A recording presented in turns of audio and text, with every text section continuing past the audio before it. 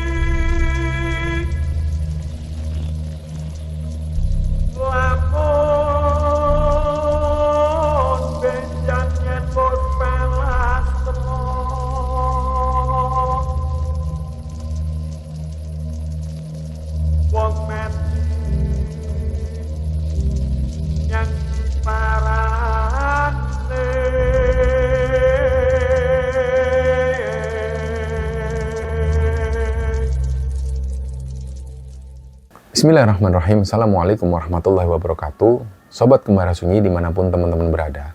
Pada kesempatan kali ini kami akan membagikan kisah yang dikirim oleh Sobat Kembara yang bernama Gilang yang asalnya dari salah satu daerah di Jawa Tengah. Sebelum kita masuk ke ceritanya, untuk teman-teman yang nonton tayangan ini dan belum subscribe, jangan lupa untuk subscribe lebih dulu agar channel Kembara Sunyi ini lebih berkembang lagi dan kami lebih bersemangat lagi dalam membuat konten-konten terbaru di Kembara Sunyi. Dan untuk teman-teman yang telah mendukung kami sejauh ini, kami mengucapkan terima kasih banyak. Semoga amal kebaikan teman-teman dibalas kebaikan berlipat oleh Allah Subhanahu wa Ta'ala.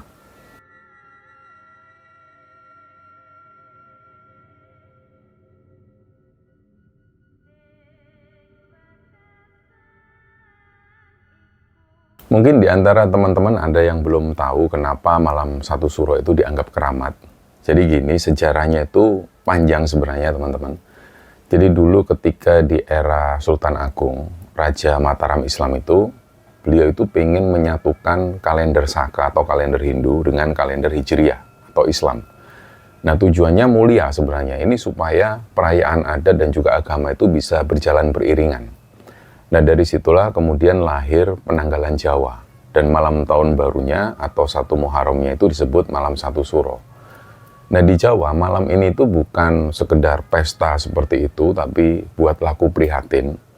Orang-orang di situ biasanya melek atau begadang, dan di situ juga ada yang tirakat atau membersihkan pusaka keris yang disebut jamasan. Dan salah satu pusat energi spiritual terbesar di malam satu suro itu salah satunya ada di Gunung Lawu.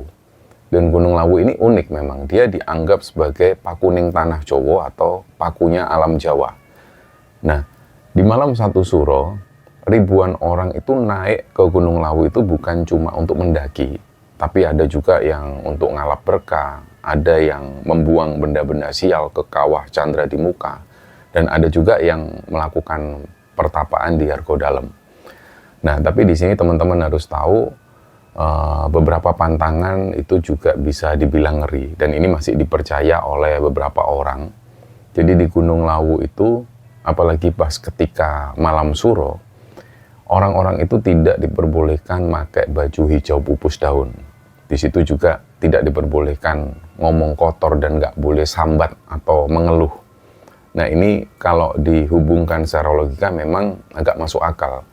Sebenarnya kalau kita naik gunung di situasi yang banyak sekali pepohonan yang hijau, dan kita kalau pakai baju hijau misalnya kita tersesat di suatu tempat, ini akan kesulitan untuk mencari karena warna baju kita yang sama dengan hutan. Nah mungkin ini secara logikanya. Dan konon beberapa pantangan ini kalau ada yang melanggar, itu penunggu Lawu sana bakal tersinggung. Dan percaya nggak percaya, memang mitos ini masih dipegang sampai sekarang. Jadi cerita di episode kali ini dibagikan oleh sobat kembara yang bernama Gilang. Gilang ini aslinya orang Jawa Tengah, dan sehari-hari Mas Gilang ini bekerja di sebuah pabrik kemasan di salah satu kota di Jawa Tengah sana. Orangnya sebenarnya biasa saja, tapi memang fisiknya itu kuat. Dan hobinya itu memang naik gunung. Jadi bisa dibilang hampir semua gunung di Jawa Tengah itu sudah pernah dia daki bersama teman-teman tongkrongannya. Jadi kalau soal pengalaman ya, Gilang ini bukan pendaki kemarin sore. Nah, kejadian ini itu terjadi beberapa tahun yang lalu. Waktu itu Gilang ini masih bujang, jadi waktu luangnya itu masih banyak banget waktu itu. Nah, Gilang ini punya kebiasaan unik.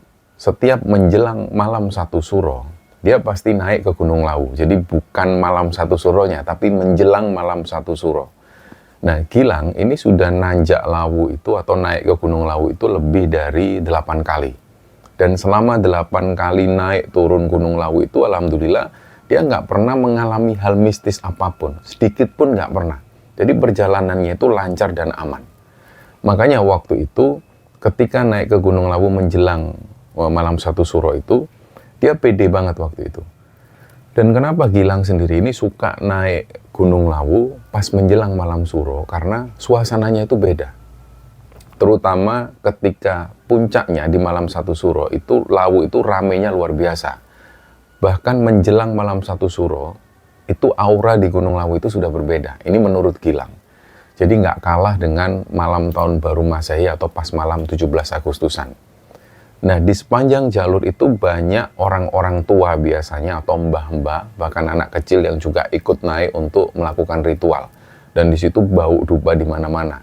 Suasananya mistis, tapi masih terlihat rame. Nah, itulah yang membuat Gilang selalu kangen untuk naik ke Gunung Lawu, terutama menjelang malam suro atau pas malam suronya.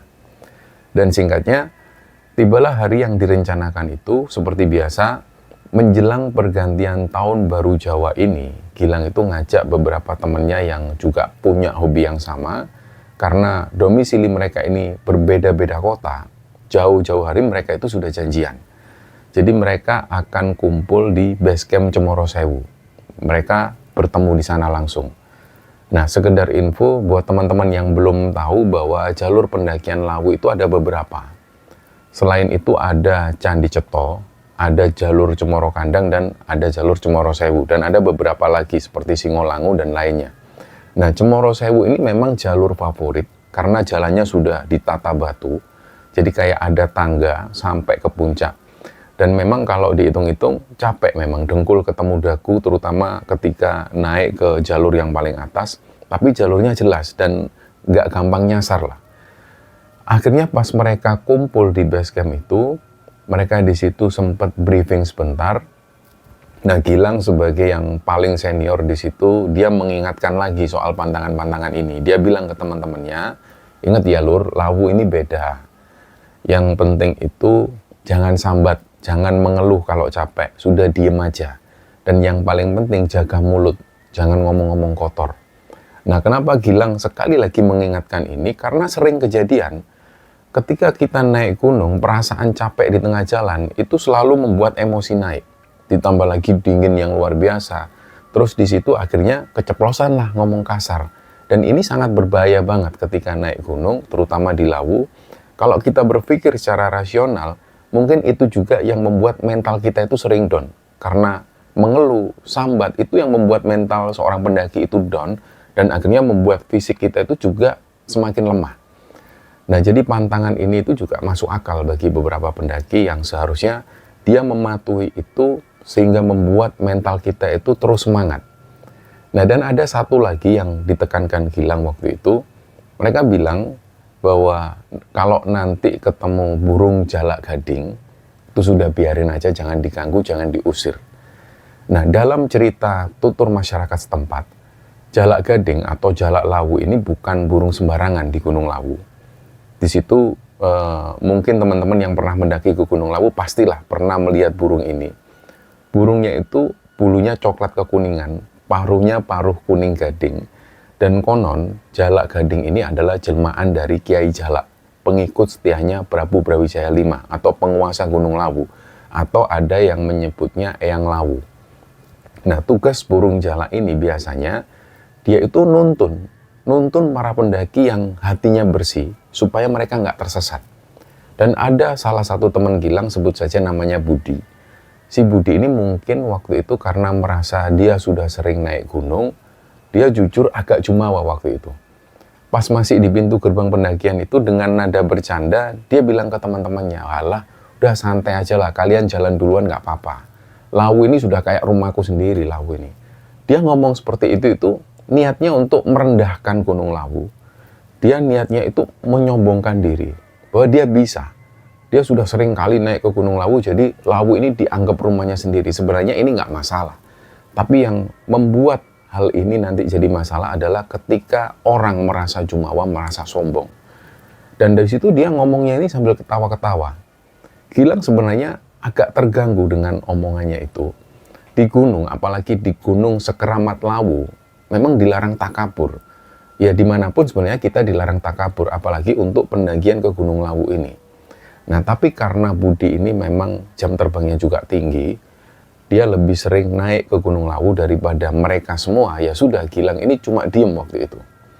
Akhirnya mereka pun mulai jalan. Singkatnya waktu itu mereka sampai di pos 1 dan ini sudah mulai gelap, sudah menjelang maghrib. Kabut pun juga mulai turun. Pas mereka lagi duduk selonjoran, meluruskan kaki istirahat di sana, tiba-tiba muncullah seekor burung jalak gading ini yang tadi sempat mereka bicarakan.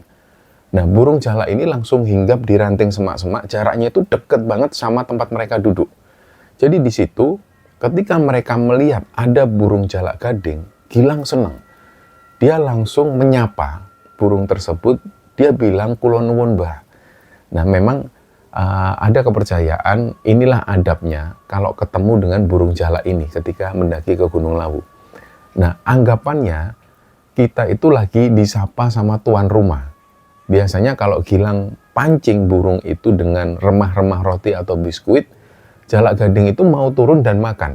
Jadi memang jinak banget, dan mereka ini atau burung-burung jalak ini kayak nggak takut dengan para pendaki yang ada di sana.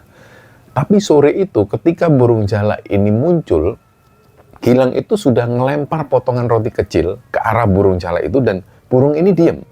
Nggak disentuh sama sekali rotinya. Yang membuat Gilang itu semakin merinding, burung ini kepalanya noleh pelan ke arah mereka semua dan matanya itu menatap tajam. Jadi kita tahu ya, mata burung itu seperti apa, harusnya matanya ya seperti mata burung biasa. Tapi waktu itu ketika Gilang ini ngeliat sorot mata burung jalak ini, itu beda banget. Sorot matanya itu sinis, tajam banget, bener-bener kayak sorot mata manusia yang lagi marah. Nah, disitulah Gilang ini mulai nggak enak hati. Dia bilang ke teman-temannya, "Udah Lur, ayo siap-siap jalan lagi yuk." Nah, waktu itulah ketika mereka mulai berdiri berkemas-kemas, tiba-tiba burung jalak yang tadinya diem itu tiba-tiba terbang rendah dengan cepat banget. Terus dia ini nyambar ke arah rombongan dan sasarannya itu si Budi. Langsunglah Budi kaget di situ, dia teriak-teriak sampai dia ini mengucap, "Asu, asu." Nah, ternyata pipi di dekat mata Budi itu kena cakar atau kena patuk si burung tadi. Pokoknya yang jelas ada bekas goresan merah yang agak memanjang dan rasanya perih banget. Burung itu setelah nyambar, dia langsung terbang lagi masuk ke hutan. Pokoknya hilang, nggak kelihatan lagi, tertutup kabut. Disitulah suasananya ini langsung hening. Budi wajahnya langsung pucat. Ini bukan cuma karena dia merasakan perih di wajah, tapi dia sadar ini serangan burung ini bukan serangan biasa. Ini pertanda buruk. Nah, Gilang di situ cuma bisa ngelus dada, ya dia berharap semoga nggak ada kejadian yang lebih parah lah setelah itu. Karena mereka ini baru saja naik. Dan karena waktu itu sudah maghrib, mereka memutuskan untuk sholat dulu di area datar di dekat pos 1 sebelum mereka ini melanjutkan jalan lagi. Dan karena tempatnya sempit, bukan lagi di pos 1, akhirnya mereka itu gantian sholatnya. 3 orang sholat duluan sendiri-sendiri. Nah, giliran kloter kedua tinggal Gilang sama satu temannya lagi, sebut saja namanya Anto. Jadi di situ Gilang dan Anto ini sholat berjamaah. Gilang jadi makmumnya dan Anto yang jadi imam. Ya awalnya seperti biasa, normal saja mereka sholat, mereka gelar matras dijadikan sajadah. Tapi pas masuk rakaat pertama, pas Anto ini mulai membacakan Al-Fatihah yang suaranya dikeraskan itu, Gilang tiba-tiba merasa bulu kuduknya itu berdiri semua. Karena suasananya itu sunyi banget, cuma ada suara angin hutan. Dan di telinga kiri Gilang, dia mendengar ada suara gesekan kayak semacam orang yang bergerak lah. Jadi ada suara orang yang kayak mengikuti gerakan sholatnya mereka. Dan suaranya itu bukan cuma 1 atau 2 orang, tapi banyak di belakang ini. Nah, Anto yang jadi imam pun itu juga suaranya ini mulai gemeteran. Rupanya Anto juga merasakan hal yang sama. Anto merasa di belakang punggungnya, ini bukan cuma Gilang yang jadi makmumnya, dia merasa kayak ada puluhan orang yang ikut berbaris di belakang mereka. Padahal di area itu, ini cuma ada rombongan mereka. Dan puncak-puncaknya ketika Anto selesai membacakan walad dolin, secara refleks Gilang mengucap amin. Tapi yang mengucap amin ini bukan cuma Gilang. Jadi terdengar dari arah belakang itu mereka amin. Suaranya rame banget kayak suara bapak-bapak. Nah, Gilang gemetaran di situ, kakinya langsung lemes. Dia sempat mau membatalkan sholatnya. Akhirnya dipaksakan sampai selesai, sampai salam. Begitu salam, assalamualaikum warahmatullahi, assalamualaikum warahmatullahi. Gilang ini langsung noleh ke belakang, dan di belakang nggak ada siapa-siapa selain teman-temannya yang waktu itu lagi duduk bengong ngeliatin Gilang dan juga Anto. Nah, teman-temannya yang lain ketika ngelihat Gilang dan Anto, yang wajah mereka itu pucat, bingung, terus pas tadi sholat itu kok kayak buru-buru banget. Ternyata teman-teman yang duduk ini, yang nungguin di belakang itu nggak dengar suara amin yang rame tadi. Cuman Gilang dan Anto ini memang mendengar jelas. Disitulah mereka saling pandang, tapi mereka sepakat untuk nggak cerita dulu, supaya mental yang lain ini nggak down. Terus Gilang pun bilang, "Udah lah yuk, ayo jalan lagi yuk keburu malam." Mereka akhirnya packing lagi dan lanjut jalan menuju ke pos 2. Nah, jalur dari pos 1 ke pos 2 ini, itu mulai nanjak dan mulai memasuki hutan yang vegetasinya itu mulai rapat-rapat. Dan langit ini sudah benar-benar gelap total. Mereka cuma mengandalkan headlamp mereka masing-masing. Nah, di tengah perjalanan itu, suasana itu benar-benar sunyi. Dan sunyinya itu mencekam banget. Tiba-tiba mereka mendengar ada suara auman harimau. Persis seperti auman harimau. Dan kenceng banget. Nah, mereka berlima ini langsung berhenti. Mereka mematung. Nggak ada yang berani gerak sedikit pun. Karena suaranya itu dekat banget. Dan suaranya itu berasal dari arah jurang di sebelah jalur pendakian. Awalnya Gilang mikir, ini pasti hewan buas. Tapi setelah didengarkan lagi, suaranya itu aneh. Lama-lama, suara auman itu kayak berubah. Bukan lagi kayak suara hewan, tapi kayak suara manusia yang lagi marah dan kayak ngusir mereka. Dan beneran di telinga Gilang, itu kedengaran kayak kata, pergi, pergi, pergi. Nah, tapi dengan nada yang eraman. Dan nadanya itu berat banget. Jadi teman-temannya Gilang ini sudah mau nangis rasanya. Si Budi yang tadinya sombong, waktu itu nunduk terus. Mulutnya itu terus baca doa. Disinilah Gilang itu berusaha tenang, meskipun dia sendiri ini ketakutan sebenarnya. Dia ingat pesan dari orang tua dulu. Kalau misalnya ada gangguan semacam itu, ketika kamu naik gunung, kamu bilang aja kulon nuwun atau permisi atau ngucap salam.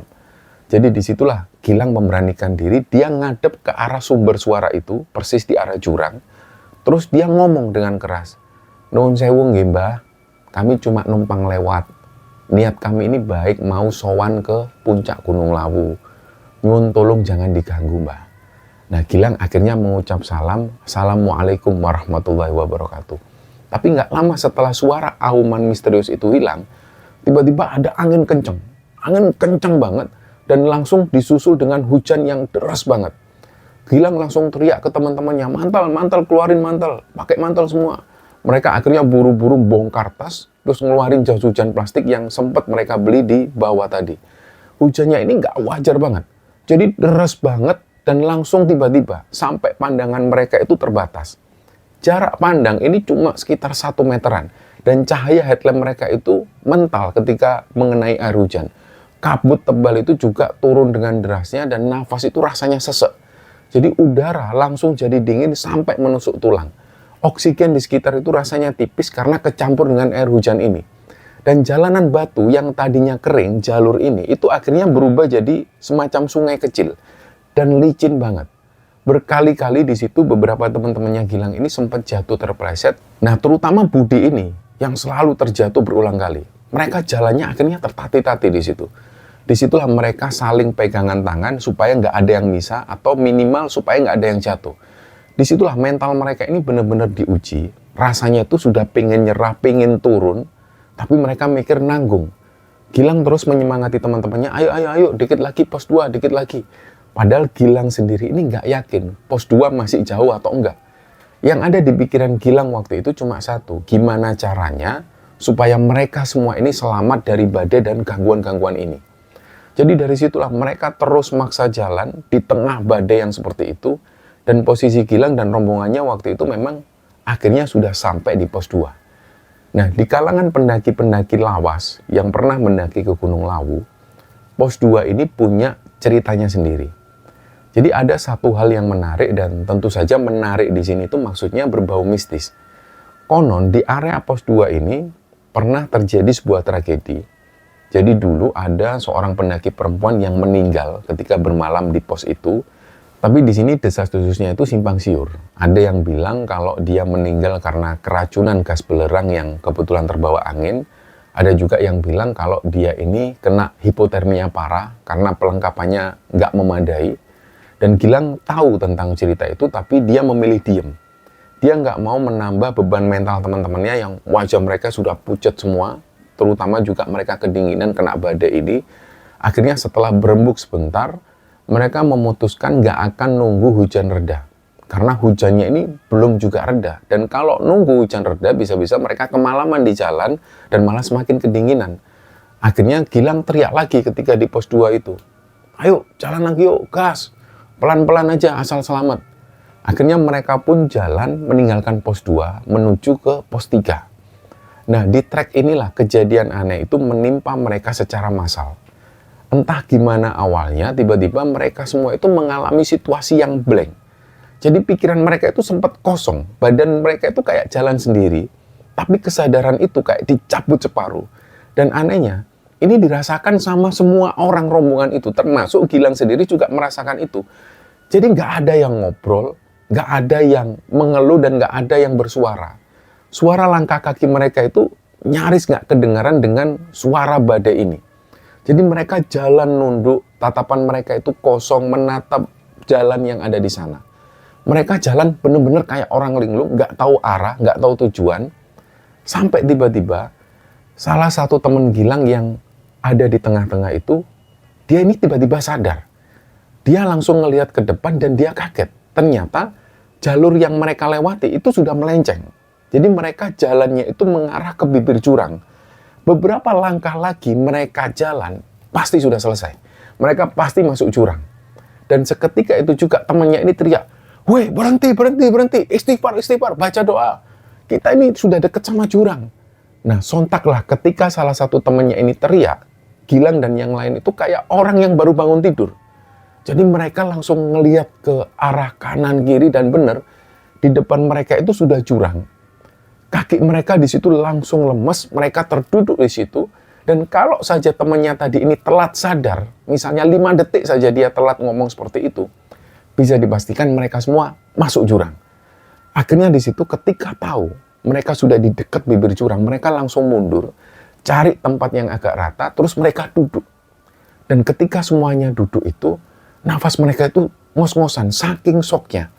Nah, mereka di situ mulai baca-baca doa, mereka zikir sebisanya untuk mengembalikan kesadaran. Ketika di situasi itu, mereka nggak ada yang membahas satupun, mereka diam.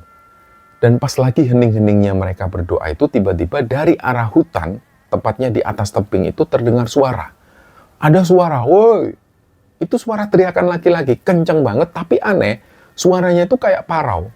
Dan ini bukan suara teriakan minta tolong, ini cuma orang yang teriak. Nah, kayak orang iseng yang lagi teriak di gunung lah. Tapi nadanya itu membuat bulu kuduk mereka itu berdiri, apalagi setelah mereka mengalami kejadian yang mau masuk jurang ini. Dan Gilang yakin ini bukan suara pendaki lain. Gak ada manusia yang teriak-teriak parau di tengah kondisi badai yang semacam itu. Apalagi ini lokasinya ada di bibir jurang. Nah, karena rasa takut yang sudah bercampur dengan rasa capek, emosi mereka ini mulai nggak stabil. Trek pendakian yang semakin curam dan batu-batu yang sudah mulai licin itu membuat mereka ini sering kepleset ketika mereka melanjutkan jalan lagi. Nah, mulai dari situ keluarlah omelan-omelan, keluarlah mengeluh-mengeluh. Ya wajar, ini namanya manusia. Kalau mereka sudah mulai merasa capek, ya pasti ngedumel. Meskipun masih dalam batas wajar. Singkatnya, ketika mereka jalan tadi, mereka itu sempat mencari siapa yang teriak W tadi. Nah, mereka itu kaget ketika mereka tahu bahwa sumber suara yang orang teriak W itu tadi berasal dari jurang. Dan ini nggak masuk akal sekali. Dan singkatnya mereka terus jalan dan sampailah mereka di pos 3. Di pos 3 itu situasinya sepi. Nah, ketika berada di pos 3 itu, di pojokan pos, ada satu orang pendaki laki-laki duduk sendirian di situ. Dia duduk sambil meluk lututnya. Yang aneh adalah kondisi si pendaki ini tuh kering. Padahal di situ hujan ini masih deras banget. Gilang dan rombongannya ini masih basah kuyup. Dari ujung kepala sampai ujung kaki itu mereka masih basah. Meskipun mereka pakai jas hujan, kondisi mereka masih basah, terutama sepatu mereka. Tapi si mas-mas pendaki ini itu bajunya kelihatan kering. Rambutnya juga nggak lepek. Padahal sekalipun dia ini berteduh, seharusnya ya hujan badai yang semacam ini membuat dia basah. Nah, pas salah satu teman Gilang nggak sengaja nyorot senternya atau nyorot headlampnya ke arah si pendaki ini, mas-mas ini sempat noleh dan wajahnya pucat. Ini bukan pucat karena kedinginan biasa, tapi pucatnya itu putih banget, pucat banget, dan bibirnya biru kehitaman. Bener-bener kayak mayat yang didudukkan di situ. Dan tatapannya itu kosong banget. Gilang sebagai ketua rombongan di situ, dia langsung jalan ke depan dan mencoba untuk ramah. Dia sapa lah mas-mas ini. Loh mas, kok sendirian? Apa mau bareng aja dah sama kita? Ayo mas, naik bareng-bareng aja. Kami ada tenda tambahan kok. Muat kalau cuma buat nambah satu orang. Nah, si mas-mas pendaki itu diam. Dia nggak jawab sama sekali dan wajahnya datar tanpa ekspresi apapun. Terus salah satu teman Gilang yang lain ini coba mendekat lagi. Mas, sampean sakit kok pucet banget, butuh bantuan. Masnya ini mau turun atau mau naik? Nah, si mas-mas ini nggak jawab dengan suara. Jadi dia nggak mengeluarkan suara sama sekali, tapi kepalanya itu dongak ke atas. Jadi seolah kalau dia ini mau ngasih kode bahwa dia ini mau naik. Gilang di situ mikirnya positif. Mungkin mas-mas ini mengalami hiporingan, jadi dia susah ngomong. Akhirnya Gilang bilang, ya sudah mas, monggo kalau mau bareng kita juga mau naik ke atas. Jalan bareng aja sama kami biar aman. Nah anehnya dia langsung berdiri dan dia senyum. Tapi senyumannya itu kaku banget. Dan dia waktu itu memilih posisi jalan di paling belakang. Jadi persis di belakangnya Gilang. Gilang ini sempat nawarin supaya dia jalan di tengah atau di depan. Karena dia nggak bawa headlamp, nggak bawa senter. Dia ini nggak bawa apa-apa. Gilang bilang, masnya jalan di depan aja supaya kena headlamp saya. Tapi dia ngegeleng. Dia ngelengkan kepala. Dia tetap maunya jalan di belakang. Padahal Gilang ngelihat ya dia ini nggak bawa senter. Dia nggak bawa headlamp. Ya aneh aja dia jalan di gunung malam-malam hari. Kondisinya hujan tanpa bawa penerangan. Jadi ini mustahil banget bagi manusia normal. Tapi ya sudahlah, Gilang tetap mikir positif. Mereka pun lanjut jalan. Awalnya rame. Jadi teman-teman yang ada di depan itu nyanyi-nyanyi untuk ngusir kedinginan dan ngusir rasa takutnya. Tapi lama-lama Gilang mulai ngerasa ada yang aneh. Situasi jalur yang seharusnya rame karena malam itu malam menjelang malam 1 Suro itu tiba-tiba sepi. Nggak tahu kenapa kok sepi, nggak ada rombongan lain yang lewat atau papasan dengan rombongan Gilang. Sampai di satu titik yang agak landai, Gilang ini ceritanya dia mau minta snack coklat. Kebetulan yang bawa snack coklat itu temennya yang bawa logistik. Dia ada di depan. Jadi Gilang itu agak jalan. Dia nyusul rombongan yang ada di depan itu. Dia jalan agak cepet. Terus pas Gilang maju ke depan, temennya yang tadi disalip sama Gilang itu, dia bingung wajahnya. Loh Lang, masnya yang tadi mana yang di belakangmu? Gilang kaget di situ. Dia langsung noleh ke belakang. Jalur di belakang ini gelap. Nggak ada siapapun. Jadi salah satu teman mereka ini langsung meletakkan tas karirnya, dia lari turun ke bawah, nyusul si mas-mas tadi. Nyari keberadaan mas-mas yang tadi. Takutnya mas-mas itu mungkin ngeleleng, mungkin dia pikirannya kosong terus jatuh ke jurang atau pingsan di jalan. Jadi salah satu teman Gilang ini lari menuju ke bawah. Sekitar setengah jam temennya ini nyari, bolak-balik dia katanya teriak manggil-manggil, tapi nggak ada hasil. Akhirnya dia balik lagi ke rombongan, sambil dia ngos-ngosan terus dia bilang, kok nggak ada Lang? Aku tadi sampai ke bawah, sampai hampir ke pos yang bawah. Nggak ada. Kemana mas-mas itu tadi? Jadi katanya ini dia benar-benar nggak ngelihat tanda-tanda si mas-mas tadi. Mereka semua diam lah di situ. Antara bingung dan juga bercampur rasa takut. Apalagi situasinya sepi seperti itu di tengah gunung dalam posisi yang masih hujan deras habis badai. Logikanya mereka ini nggak masuk. Kalau memang mas-mas tadi itu manusia, kemana perginya dalam waktu yang secepat itu dan tanpa suara sama sekali? Akhirnya di tengah keheningan itu, ada salah satu teman Gilang ini yang nyeletuk.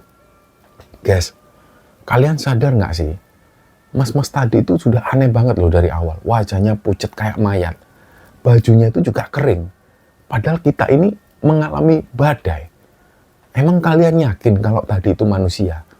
Nah, mendengar itulah mereka baru sadar kejanggalan-kejanggalan ini. Udah, nggak usah dibahas sekarang yuk. Ayo jalan lagi aja, baca doa semua dalam hati. Gilang ngomong seperti ini karena dia nggak mau mental teman-temannya ini drop. Jadi akhirnya mereka melupakan hal ini. Dan sepanjang sisa perjalanan menuju ke pos 4 itu, suasana langsung berubah total. Nggak ada lagi yang berani nyanyi-nyanyi. Nggak ada yang bercanda-canda di situ, semuanya diem. Dan mereka mulai masuk ke trek menuju ke pos 4. Nah, buat teman-teman yang pernah ke Lawu lewat Cemoro Sewu, pasti tahu trek antara pos 3 menuju ke pos 4 itu lumayan berat sekali, kemiringannya hampir 60 derajat. Ya, jalur itu isinya batu-batu yang disusun seperti tangga raksasa yang nggak habis-habis. Jadi posisi yang hujan itu masih deras, mereka juga kedinginan, capek, apalagi mereka baru saja mengalami ketemu makhluk halus, dan masih harus nanjak tebing batu yang curam. Di tengah penyiksaan fisik itulah, salah satu teman Gilang yang namanya Kamil, dia mulai kehilangan kontrol emosinya. Si Kamil ini aslinya dia Mojokerto, jadi logat Surabayanya itu kental banget. Dia waktu itu mungkin capeknya ini sudah di ubun-ubun. Tiba-tiba di situ Kamil nyeletuk keras. Asu, waduh iki cuk, awak pegel kabeh cuk. Nah, Gilang kaget di situ. Hus Mil, istighfar Mil, jangan ngomong gitulah Mil. Nah, Gilang tahu ini salah satu pantangan di awal tadi. Dan Kamil keceplosan. Dia bilang nggak boleh sambat dan nggak boleh ngomong kotor gitu. Tapi Kamil ini mungkin karena dia sudah capeknya di ubun-ubun, dia nggak peduli. Dia tetap meso-meso seperti itu dan jalanan ini makin terjal. Kurang konsentrasi sedikit, selesai. Sudah pasti mereka akan tergelincir ke lembah. Nah, Gilang ngelihat gelagat Kamil itu agak membahayakan. Jadi dia tuh jalannya sudah mulai agak sempoyongan, apalagi dia bawa karier yang isinya juga besar. Gilang yang posisinya sebagai sweeper atau penutup rombongan, akhirnya berinisiatif untuk nemenin Kamil. Dia bilang ke Kamil, Mil, udah kamu sama aku, kamu istirahat dulu, biar anak-anak jalan duluan. Nanti kita nyusul. Akhirnya, 3 teman yang lain ini lanjut jalan, sementara Gilang dan Kamil berhenti di situ. Karena Gilang niatnya mau nemenin Kamil. Gilang tahu Kamil ini capek. Akhirnya di situ Kamil langsung duduk. Dia memilih duduk di sebuah batang pohon yang tumbang. Lokasinya ada di pinggir jalur persis. Dan nggak sampai 10 menit mereka istirahat di situ. Kamil yang tadinya ngos-ngosan ngatur nafasnya itu tiba-tiba dia nunduk. Dia diam di situ. Terus terdengarlah suara tangisan. Gilang bingung. Awalnya Gilang itu merinding. Kok kayak ada orang nangis. Dia tolak-tolak kanan kiri. Ternyata yang nangis ini Kamil. Loh Mil, kamu kenapa nangis Mil? Kamil nggak jawab. Dan di situ tangisan Kamil ini malah semakin menjadi-jadi. Itu nangisnya ini sesungguhan kayak anak kecil yang habis dipukuli. Suaranya itu sedih banget. Gilang di situ mulai panik. Dia peganglah pundak Kamil. Mil, hei Mil, sadar Mil. Kenapa kamu itu? Pelan-pelan Kamil ini ngangkat kepalanya. Dan pas Kamil ngelihat ke arah Gilang, Gilang langsung deg-degan karena matanya itu melotot ke arah Gilang, tapi tatapannya itu kosong. Wajahnya yang tadi merah karena capek, itu langsung berubah pucat. Dan suara Kamil ini, suaranya itu berubah jadi lebih cempreng dan kayak orang yang lagi marah. Nah, tiba-tiba Kamil ini nunjuk-nunjuk ke arah jurang yang ada di bawah. Terus Kamil itu ngomong seperti ini. Kenapa kalian tinggal aku di sini? Gilang bingung. Loh, maksudmu apa, Mil? Siapa yang ninggal? Kita kan dari tadi bareng terus, berangkat dari bawah. Aku kan nggak ninggal kamu, kan cuma teman-teman yang berangkat. Aku masih nungguin kamu di sini. Tiba-tiba Kamil itu teriak, dan teriakannya histeris banget. Dia teriak, kenapa kalian tinggal aku? Aku di sini sendirian, kedinginan. Kalian semua itu kalian semua itu setan. Gilang akhirnya mundur. Dia kaget banget dengar Kamil yang ngamuk-ngamuk seperti itu. Dalam hati Gilang dia sempat mikir, ini anak kenapa jadi stres kayak gini? Dia ini kenapa kok menyebalkan kayak gini? Sudah ditemenin, dia malah ngamuk-ngamuk seperti ini. Gilang jujur waktu itu sempat jengkel dan dia mau marah balik ke Kamil. Kamil di situ masih teriak-teriak, kalian semua itu blok. Aku mati di sini kedinginan gara-gara kalian tinggalin aku sendirian, bang. Nah pas mendengar kata mati, itulah Gilang langsung sadar, fix ini bukan Kamil. Jadi Kamil ini lagi kerasukan. Gilang langsung megang kepala Kamil, dibacakanlah ayat kursi dan surat-surat pendek sebisanya Gilang, sambil ditekan-tekan titik-titik sarafnya. Sudah waktu itu Gilang ini ngawur. Dia nggak pernah menyembuhkan orang kerasukan, tapi yang penting dia bacakan ayat kursi, dia bacakan ayat-ayat pendek. Langsung Gilang ini teriak di telinganya Kamil. Mil, sadar Mil, istighfar, istighfar. Nah, disitulah tubuh Kamil ini kejang, terus dia ngelemes. Akhirnya dia ambruk. Dan nggak lama Kamil buka mata. Di situ dia ini kayak orang yang baru bangun tidur. Dia bingung Kamil ini. Terus akhirnya dia tanya ke Gilang, loh Lang, kok kita masih di sini? Ayo Lang, anak-anak mana Lang? Jadi Kamil ini benar-benar nggak inget barusan dia ngapain. Gilang sempat tanya, kamu itu barusan ngapain? Kamil masih nolak toleh. Disitulah Gilang semakin yakin kalau Kamil ini baru saja kerasukan dan dia nggak sadar kalau dia kerasukan. Suara Kamil ini juga sudah berubah jadi normal. Jadi Gilang akhirnya memutuskan untuk merahasiakan kejadian ini. Jadi udahlah, nggak usah banyak tanya Mil, ayo jalan, keburu malam banget ini. Nah di sini Gilang ini sengaja dia nggak mau cerita ke Kamil, karena Gilang nggak mau kalau Kamil semakin takut bahwa dia barusan ditempelin makhluk halus. Nah akhirnya Gilang jalan. Dia berusaha nyusul teman-temannya yang sudah agak jauh di atas.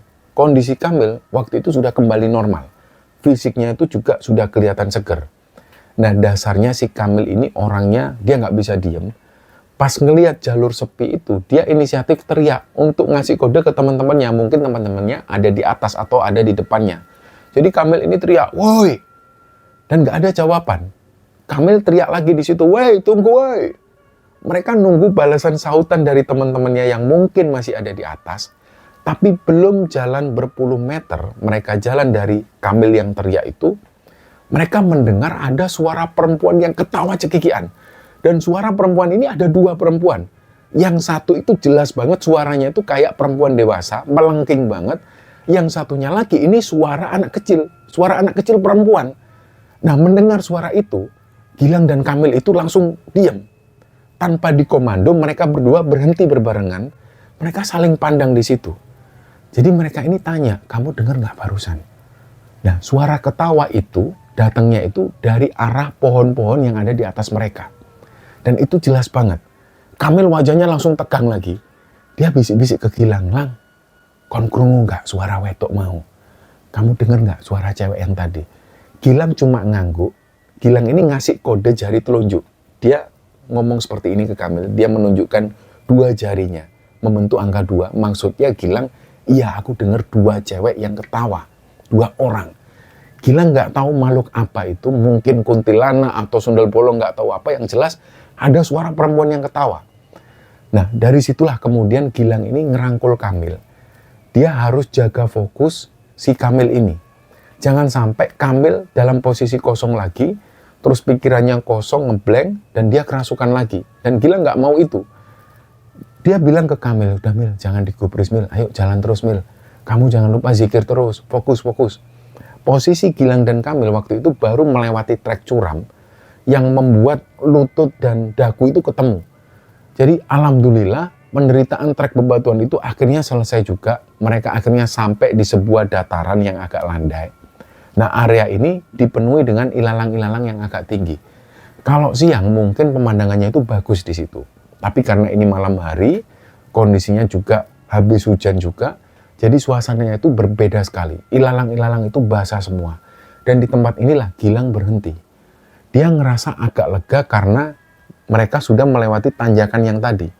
Tapi rasa penasaran Gilang soal suara ketawa perempuan tadi itu belum hilang. Gilang yang kebetulan waktu itu megang senter dan juga headlamp nancep di kepalanya, dia arahkan cahayanya itu ke bawah, ke arah trek yang barusan mereka lewati.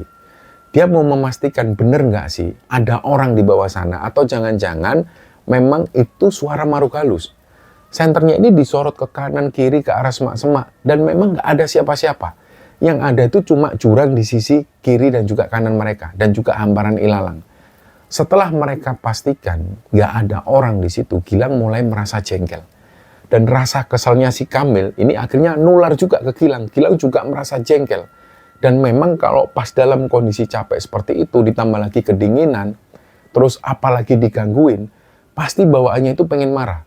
Jadi sambil mereka jalan lagi, Gilang itu mulai kedumel. Ini siapa sih yang malam-malam ketawa kayak gini ini? Dan belum selesai sampai di situ, belum selesai Gilang ini ngedumel seperti itu, tiba-tiba suara ketawa perempuan ini muncul lagi. Persis seperti yang pertama tadi. Suaranya cekikian. Dan nadanya itu ngecek banget. Tapi suaranya bukan lagi dari belakang, tapi dari arah jurang di sisi kiri mereka. Suaranya jelas, seolah-olah si perempuan ini kayak melayang sejajar sama mereka. Jadi kayak seolah-olah si perempuan ini melayang di atas jurang. Dan ketika mendengar suara itu, Gilang ini sudah nggak takut lagi, malah dia ini makin emosi. Dan mungkin karena waktu itu adrenalinnya ini sudah naik, sambil terus jalan itu, dia ini nyeletuk ke arah jurang itu, ke arah sumber suara ini. Ya wes, ketawa sana sepuasmu. Dah aku nggak peduli, ketawa terus, ketawa terus. Dan ini memang suara perempuan yang ketawa ini masih terdengar. Kayak seolah-olah perempuan ini melayang di atas jurang. Gilang ngomong seperti itu sambil setengah teriak. Ya meskipun Gilang tahu bahwa tindakannya ini konyol. Bisa jadi makhluk halus itu nggak dengar atau malah mereka makin seneng. Nah, tapi setidaknya dengan ngedumel seperti itu, rasa takut di hati Gilang itu sedikit berkurang. Dia merasa lebih berani dan dia lebih los. Nah, mereka berdua akhirnya jalan cepet-cepetan meninggalkan area ilalang itu. Target mereka selanjutnya adalah pos 4. Nah, kira-kira setelah jalan sekitar 40 menitan itu, mereka melihat sudah mulai ada cahaya-cahaya. Jadi, sampailah mereka di pos 4, dan di pos 4 ini suasananya itu agak lumayan ramai. Dan memang di pos 4 itu banyak banget tenda-tenda pendaki. Nah, melihat banyak pendaki yang ada di sana, perasaan Gilang dan Kamil itu jadi agak tenang. Tapi ada satu hal yang membuat mereka ini bingung. Jadi di situ Gilang ini nyari-nyari di sekeliling pos. Mereka ini nyari 3 temennya yang lain. Harusnya kalau logika mereka jalan, teman-temannya ini pasti istirahat di situ. Pasti nungguin Gilang dan Kamil. Akhirnya di situ Gilang keliling, ngecek satu-satu pendaki-pendaki yang ada di sana. Di situ kebetulan ada pendaki yang lagi masak, ada yang duduk-duduk ngerokok di luar tenda. Mereka cari, "Mas, ada ngelihat temanku nggak? 3 orang pendaki baru saja datang." Mereka bilang, "Oh, nggak ada mas, nggak ada mas." Akhirnya Kamil bilang ke Gilang, "Lang, nggak ada Lang." Mereka berdua berkesimpulan, mungkin anak-anak ini langsung naik ke pos 5. Karena pos 5 itu kan tempat favorit untuk ngecamp sebelum summit. Ya sudahlah, karena belum menemukan teman-temannya, mereka memutuskan untuk istirahat sebentar di pinggir jalur pos 4. Mereka duduk di batang kayu, mereka nyalain rokok, dan setelah rokok habis batang, mereka lanjut jalan lagi. Perjalanan dari pos 4 ke pos 5 itu relatif lebih enak. Jalurnya nggak securam yang sebelumnya, agak lebih landai, apalagi di situ hujan juga sudah mulai berhenti, tinggal gerimis tipis-tipis. Nah, sepanjang perjalanan menuju ke pos 5 ini, Gilang merasa nggak enak banget. Perasaannya tuh tiba-tiba berkata, kalau ada yang ngikutin mereka. Setiap mereka ini berhenti jalan, ada suara langkah yang di belakang itu ikut berhenti. Gilang noleh ke belakang, nggak ada siapa-siapa di situ. Akhirnya dia tanya ke Kamil, "Mil, kamu merasa ada yang ngikutin nggak sih?" Terus Kamil ini cuma diam, wajahnya itu datar. Terus dia ngangguk pelan. Nah, berarti benar, ini bukan cuma perasaan Gilang tok. Dan ada satu pemandangan yang membuat mereka merinding di jalur itu. Jadi di beberapa batu besar di pinggir jalan itu, Gilang ini sering banget ngeliat banyaknya sesaji. Ada sesaji yang kembang setaman, ada dupa yang masih nyala, ada juga yang sengaja naruh rokok atau makanan kecil di situ, dan baunya itu khas banget. Nah, singkatnya mereka lanjut jalan dan sampailah mereka di pos 5. Di pos 5 ini adalah sebuah area terbuka yang cukup luas. Di situ anginnya kenceng banget, dan karena lokasinya itu sudah berada dekat banget dengan puncak.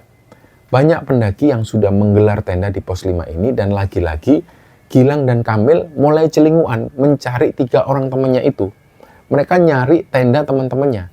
Jadi di situ mereka cari memutari area pos 5 dan nggak ada tanda-tanda keberadaan dari 3 orang temannya tadi. Disitulah Gilang mulai panik. Aduh, ini kemana ini anak-anak ini? Dan ini jadi pelajaran berharga banget buat Gilang. Sejak kejadian itu, kalau naik gunung lagi, mereka selalu membawa HT. Dan ini menjadi hukumnya wajib bagi mereka. Karena kejadian ini, mereka yang muter-muter cari rombongannya. Dan di situ setelah mencari rombongan 3 orang ini, karena sudah capek nyari dan nggak ketemu juga, akhirnya Gilang memutuskan untuk ngambil keputusan. Ya sudahlah Mil, kita buka tenda di sini aja Mil. Sambil nunggu teman-teman yang lain. Siapa tahu mereka malah belakang kita. Atau mungkin mereka nyasar di jalur lain. Akhirnya di situ mereka pun mendirikan tenda. Mereka cari tanah yang agak rata. Dekat dengan semak-semak supaya nggak kena angin langsung. Tenda pun didirikan seadanya, yang penting bisa buat tidur. Dan setelah tenda ini berdiri, mereka langsung masuk ke tenda. Mereka masak air, bikin kopi, bikin mie instan, sekedar untuk nganjel perut. Mereka di situ makan itu sambil diem, karena mereka sambil mikir, ini anak-anak ini kemana? Kira-kira selamat gak ya? Nah, Gilang di situ cuma bisa pasrah. Dia terus berdoa dalam hati, dan dia berkata dalam hati, ya semoga lah hal-hal buruk itu gak ada di pikirannya. Dan semoga hal-hal buruk ini gak kejadian. Nah, saking capeknya habis makan itu, Kamil ini langsung gulung badan pakai sleeping bag. Dan dalam hitungan menit itu, Kamil ini sudah ngorok. Pules banget tidurnya. Tinggallah Gilang sendirian yang masih melek di situ, dan Gilang ini susah banget untuk tidur karena pikirannya kemana-mana. Karena di situ nggak ada teman ngobrol, Gilang akhirnya memutuskan untuk rebahan juga. Dia matikan headlamp, dia coba merem. Nah, pas Gilang ini baru saja mau pejamkan mata, di kondisi antara sadar dan nggak sadar, tiba-tiba dia mendengar suara. Ada suara perempuan yang lagi ngobrol di luar tenda, dan itu jelas banget suaranya. Jaraknya juga deket banget dengan tenda mereka. Awalnya Gilang ini mikir, ini mungkin pendaki yang ada di sebelah mungkin lagi ngobrol karena banyak pendaki yang ada di sana. Tapi setelah didengar, ini kok bahasanya aneh banget. Mereka ini ngobrol dengan bahasa Jawa yang halus banget, kayak bahasa Jawa kromo inggil. Dan nadanya itu kayak nada anak kecil yang lagi mainan. Ayo, ayo, digawoten mriku. Kayak seperti itu, dan karena penasaran, Gilang ini bangun. Dia bukalah pintu tendanya itu, dia intip keluar. Nah, di luar tendanya persis, ini di hadapan Gilang persis, tepatnya di sebelah semak-semak itu, Gilang ngelihat ada 2 gadis perempuan. Yang satu itu perawakannya remaja, mungkin sekitar umurannya 15 tahunan. Terus yang satu lagi ini masih kecil, kayak anak TK lah, sekitar umuran 5 tahunan. Nah, yang membuat Gilang itu kaget, ini ada anak kecil di jam-jam yang seperti itu di gunung, di pos 5, dan juga dengan penampilan mereka yang aneh. Jadi mereka berdua ini itu pakai baju adat.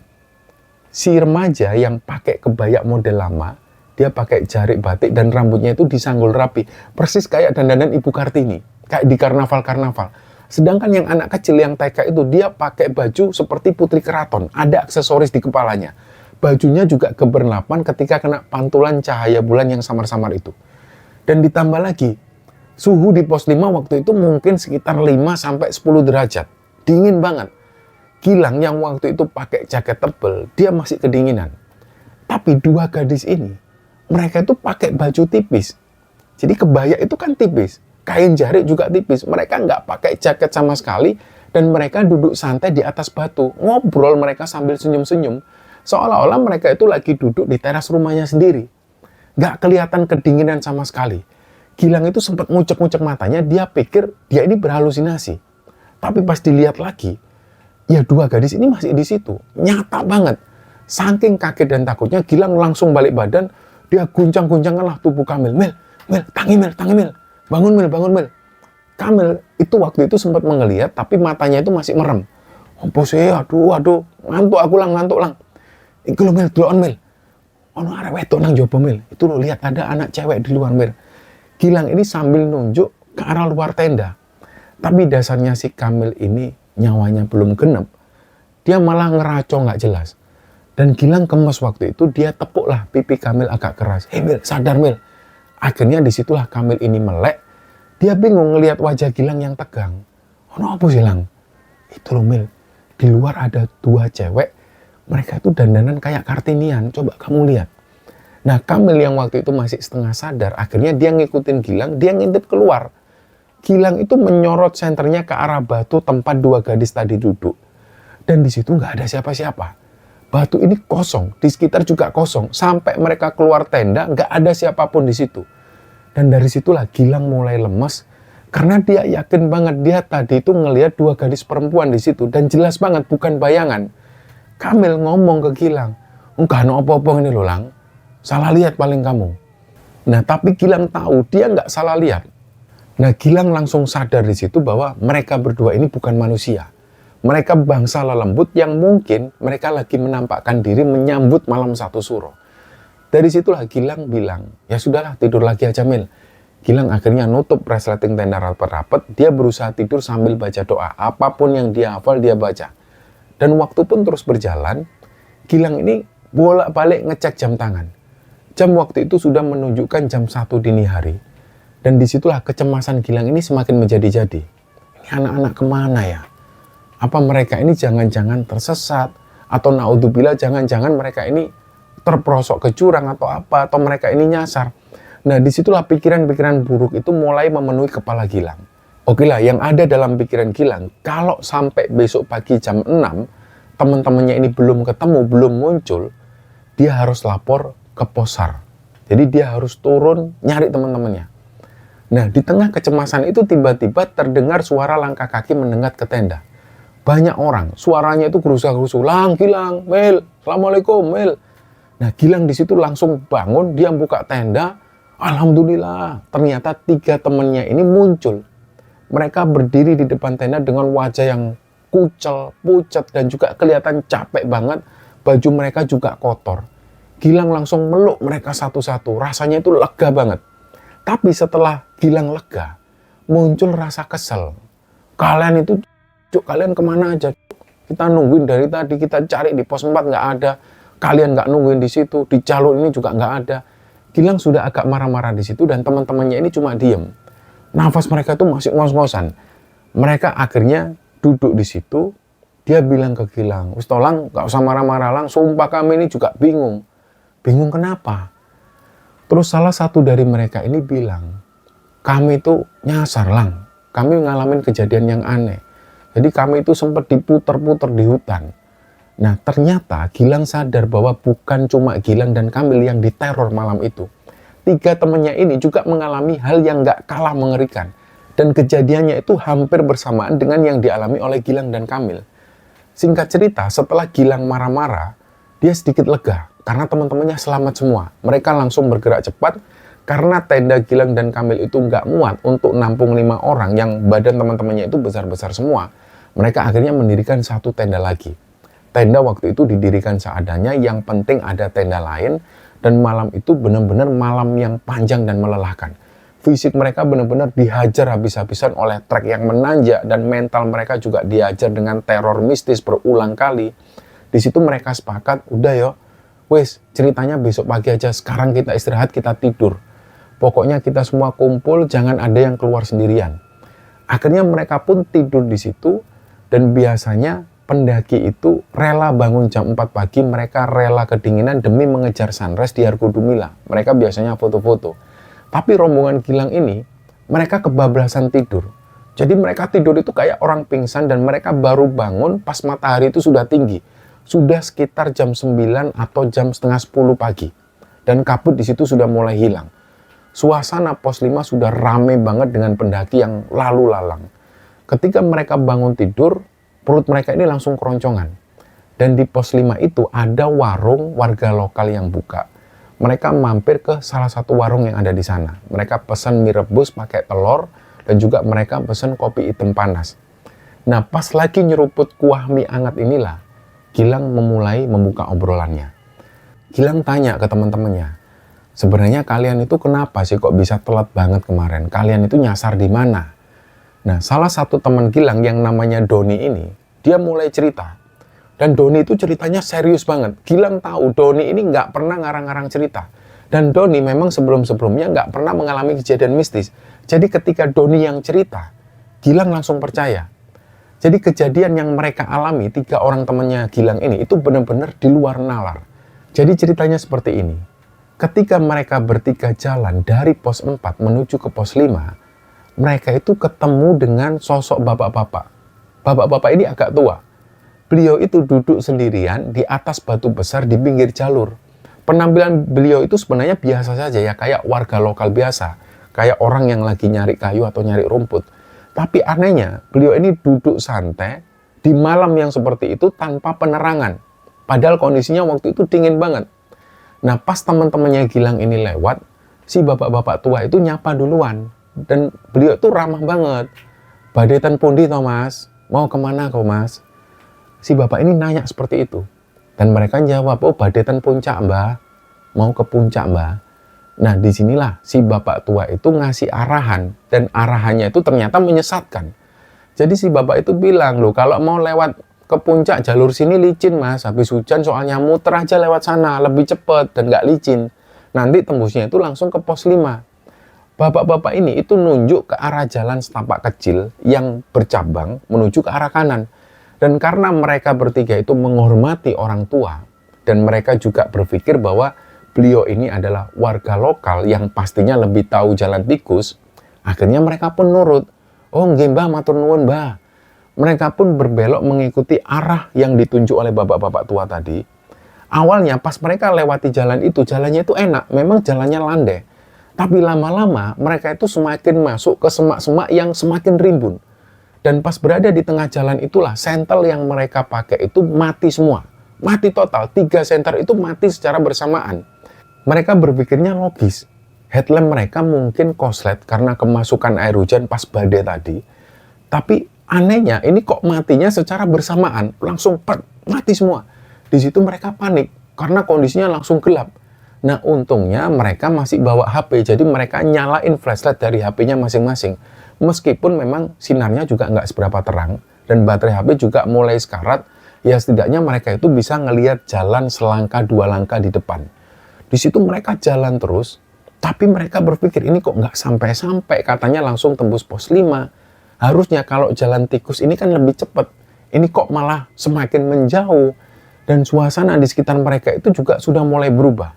Anginnya kenceng banget dan baunya sudah mulai aneh. Ada bau-bau belerang bercampur aroma bau melati yang menyengat banget. Dan tanpa mereka sadari, mereka itu sebenarnya lagi berjalan menuju ke arah sabana luas yang ada di pinggiran bukit.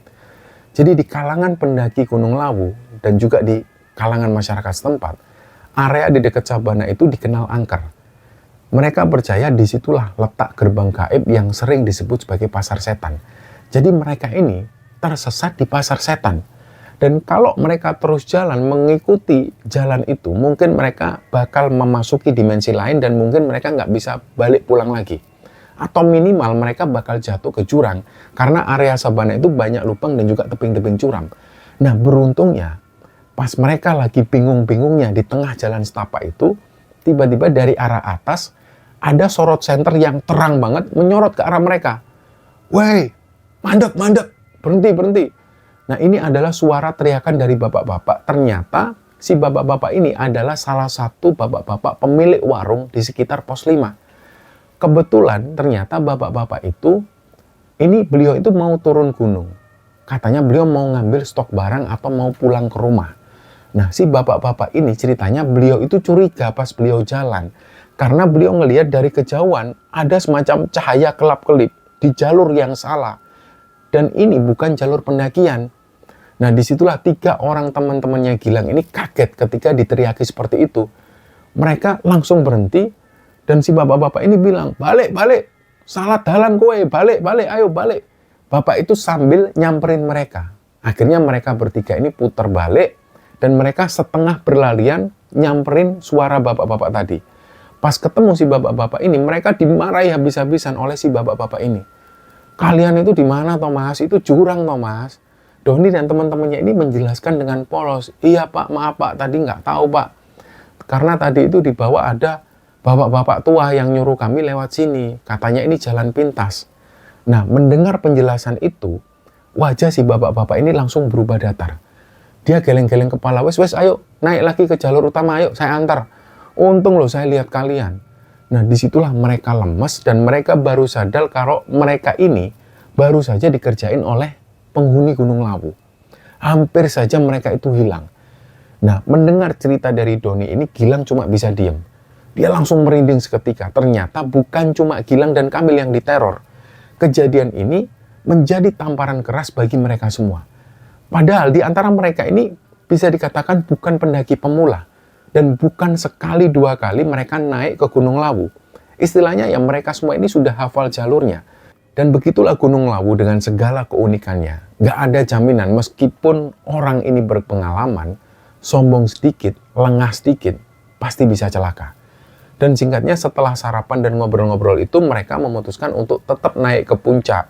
Dan karena mereka sudah berpikir nanggung, sudah sampai di pos 5, masa nggak muncak. Tapi mereka nggak lama-lama di puncak. Mereka cuma foto-foto sebentar, mereka berdoa, terus mereka langsung turun lagi hari itu juga. Mereka ngejar waktu supaya nggak kemalaman lagi di hutan. Nah, perjalanan turun itu relatif lancar dan mereka lebih banyak istirahatnya.